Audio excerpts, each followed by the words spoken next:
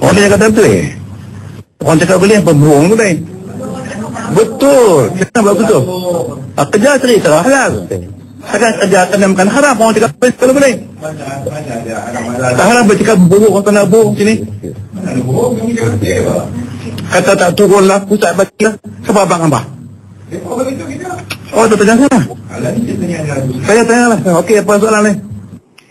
Saya cuba bertanya sekali lagi dengan soalan yang sama. Akhirnya menimbulkan ketegangan beliau dan inilah tindakannya. Saya tak suka pertanyaan tu. Atau bohong. Yang bohong lah tu. Saya tak bohong sama tu. Tak turunlah pernyataan tu. Yang turunlah apa apa persoalannya. Kami tak nampak pun daripada kerajaan negeri yang hantar bantuan. Apa nak kepentingan masyarakat bagi kerja-kerja? Memanglah kerja masyarakat kepada pasal untuk anda kepada apa? Pedal ni tu.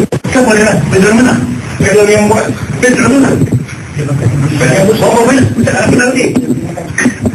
Tak tahu pasal dia dengan dia. Apa tu? Negara dapat kerja orang Islam. Negara dapat kerja orang Islam. Negara dapat kerja orang Islam.